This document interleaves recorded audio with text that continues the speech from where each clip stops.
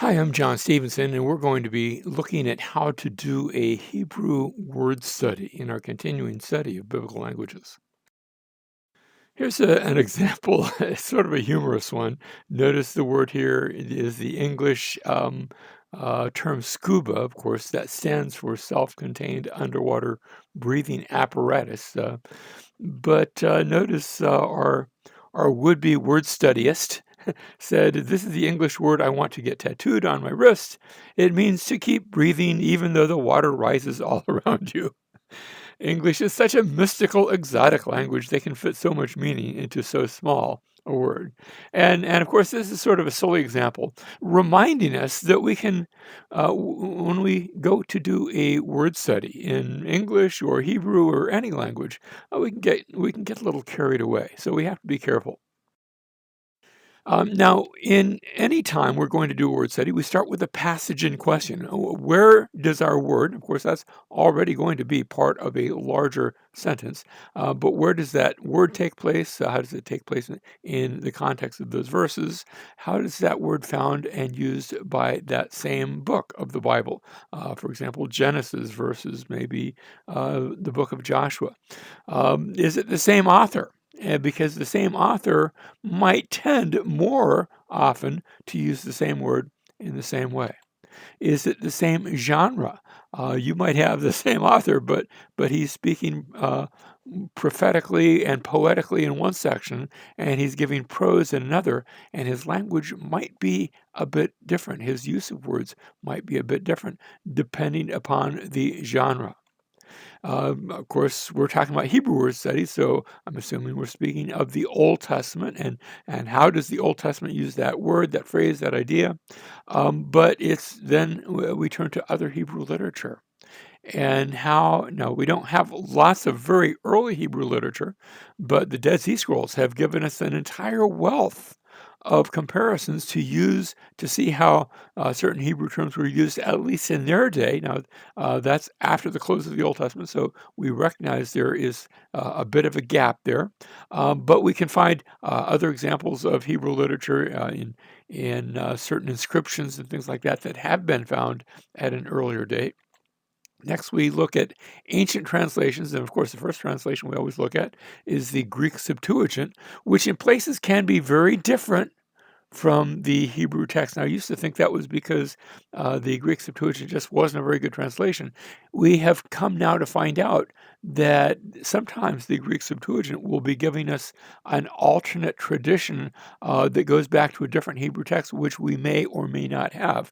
We learned that in the Dead Sea Scrolls. And so, at the very least, the Septuagint will tell us how that word might have been translated into Greek from Hebrew, and that might give us a better understanding of that particular Hebrew word. Now, this is especially helpful when we have what's called a hapax legomena.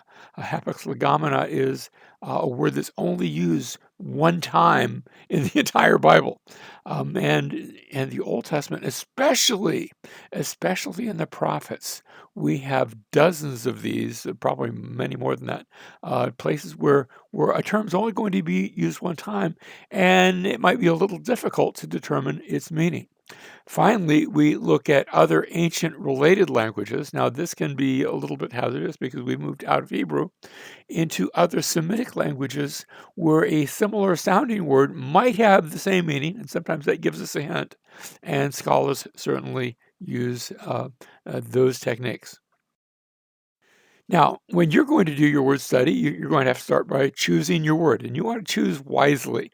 Make sure that you're looking for a significant word. That's not to say that you can't study some rather non-significant words. Do those too, but you might want to start with something that is significant to the passage that's really going to help you understand that passage.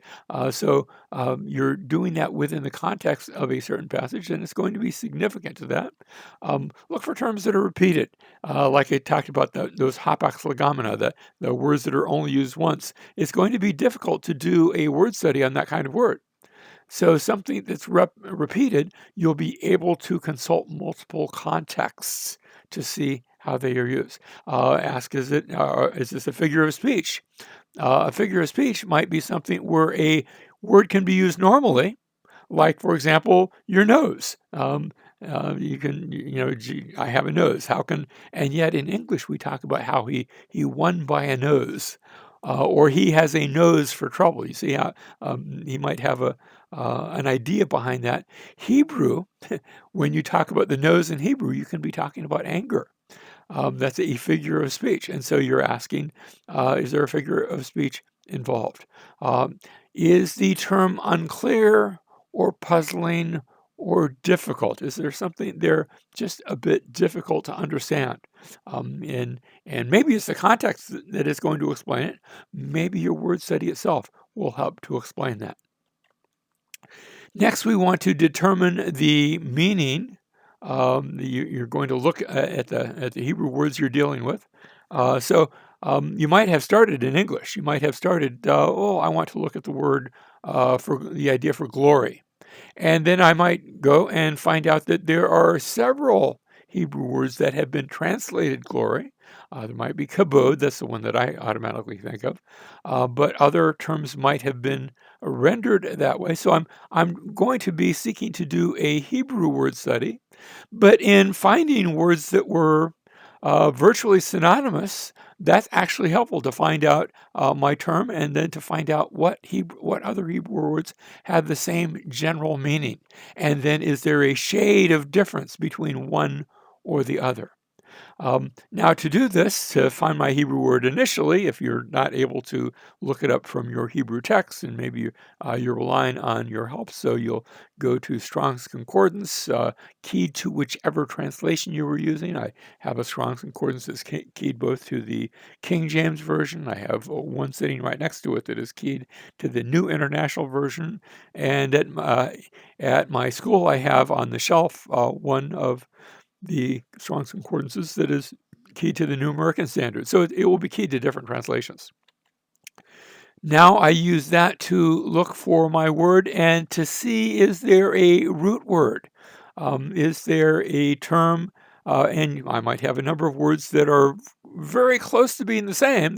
One is the verbal form, one is the noun form, and so I'm looking for the root, but also what form of word is being used here in my context. I want to determine the range of meaning. This is so very important because few words have merely a single meaning. Also, few words are going to have a one-to-one correspondence with any given single English word. I just said that the Hebrew word for glory, at least one of the more common ones, is kabod. Well, kabod actually means weightiness and heaviness. The English word certainly doesn't mean that.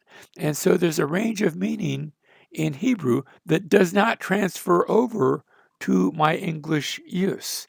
And yet, I can look at different places. I can have that weightiness idea in one place, and in another place, it will be used with a different sense, with a different emphasis. So there will be a range of meaning. I want to find all of the occurrences of my word. Now, to do that, the easiest tool, if I'm looking to a book tool, use a Englishman's Hebrew and Chaldee concordance. We have those in the library, and what that will do, it will. The reason it's called an Englishman's, it's keyed for English, but it's actually looking up the Hebrew word. But then under that Hebrew word, it will give you in English just a little bit of each verse in which, and it will give you every instance of each time that verse is used in the Old Testament, and it will actually give you the English translation in that portion when it's doing that, even though it's keyed to the Hebrew. So that's a very helpful source. You can probably find other sources online, or if you're using something like Logos or BibleWorks is now out of business, but the program still works quite efficiently, and that's the one I typically use. So we want to find out all the occurrences of your word. If it is a verb, are there differences due to different stems? Remember, we looked in the previous class of the seven major different stems. We didn't get into the minor ones, and how that sometimes you can go from the cal stem to the pl stem, and it completely changes the basic meaning of the word. So, are there differences due to different stems? How have different translations rendered this term? And I think that's helpful because remember, your translations, and certainly I have my favorite translations, but all of the major translations, whether I'm looking at the old King James Version or the New International Version or my favorite, the New American Standard, or quite a number of others, they were done by scholars and they did a good job, and I might find myself preferring one over another, sometimes even just in a single verse. There's lots of places where I actually like the King James, even though I don't typically use that, but where it's very close and very exact. But how have different translations rendered it, and why have they rendered it that way? That's one of the questions I'm going to have. Then look at the context of each occurrence. Now, if I've got a word that's used 300 times, that might be very difficult, very time consuming. So if a word has much less usage, that's going to be easier, and especially more significant uses. But context is always going to be so important. Is there contrast or comparison that helps to define it? That's especially so in poetic literature, where we have sort of a parallelism that takes place, where the writer will say something and then he'll say basically the same thing, but with different words. And that's going to help see my range of meaning. Does the subject matter dictate the word's meaning? Sometimes that is the case. In fact, very often that is the case. Does the author's use suggest a meaning? Perhaps this author means something very specific in his usage of this term that he wants to get across. That maybe he's focusing upon a more specific range.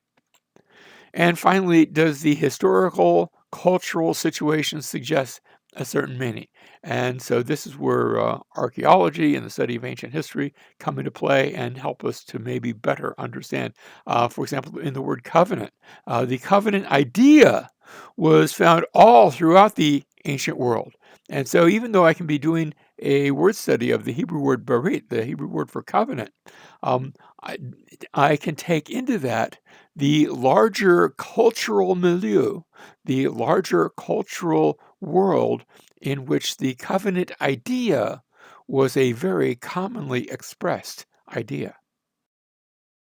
Now, there are some pitfalls that we want to avoid. First of all, English dictionary definitions are not particularly helpful with Hebrew terms. Whenever I see a paper and it starts off quoting Webster's dictionary, I tend to shudder. So if I'm speaking to my students who are writing for one of my classes, you can use Webster's dictionary if you're unfamiliar with the term, but other than that, I would just take that and shelve that and don't place that in your paper.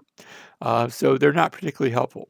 Strong's makes a distinction in between uses in translation versus the actual definitions. When you first look at a Strong's definition, it will give you, more often than not, usually a one or two word basic definition. Now, there are a few times it gets bigger than this because the word is so extensive, and yeah, they have to go bigger than that. But usually they will try to give you a one or two word definition, and then after that they will give you, and it will be in a different typeset. Maybe the definition will be italicized, and the typeset after that will be in plain text. All the different ways that it was rendered in the translation in which it was found, even if that was sort of a English figure of speech, but doesn't really translate back to Hebrew. Maybe it has nothing to do with the Hebrew, but they rendered it just to get the correct understanding in this context. And I have seen some really silly mistakes made when someone takes all of those Strong's words and just assumes this one word has every one of those meanings, and some frankly laughable mistakes. And I have seen ministers and theological authors make that sort of thing. Now, in those cases, it was because they didn't really understand the biblical languages. Anyone who's studied the biblical languages to any degree isn't going to make those kind of mistakes. And that's why you're taking this class, is to at least give you a little bit of a foundation on that. Now, etymology is the history of how that word came to develop and came to be. Etymology does not equate to definition.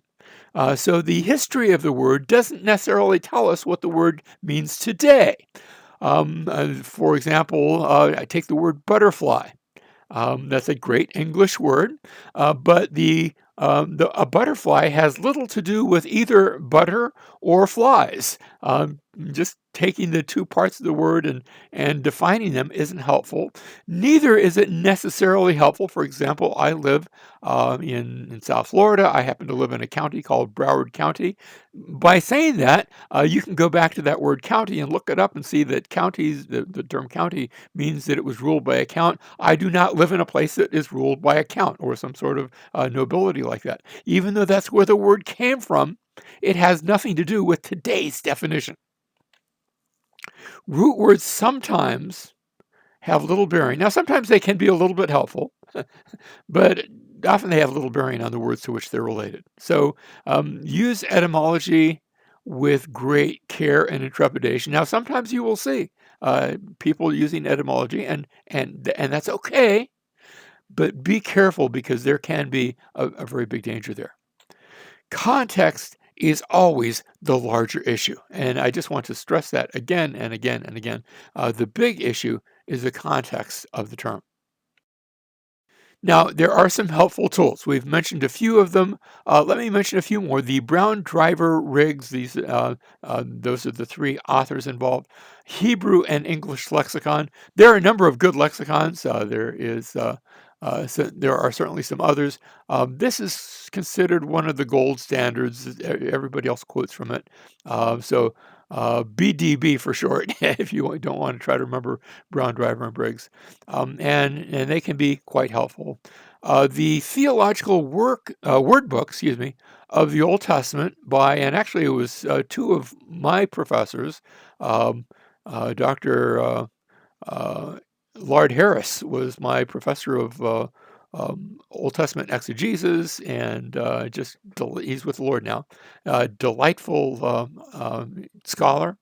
And Archer, I don't know, but also Dr. Bruce Waltke.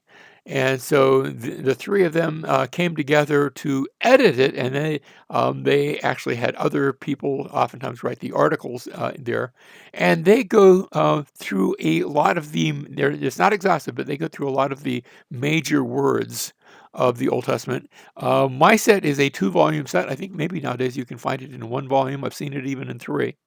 But it is usually that's the first place where I look. I usually turn to them first. I'm sitting right now at my desk, and it's within. I can just reach out and touch the theological word book. I would recommend purchasing your own copy. It's not all that expensive, and if you're interested in Old Testament word studies, this I think is a very, very good tool. Next, there is the New International Dictionary of Old Testament Theology and Exegesis by Van Gemeren.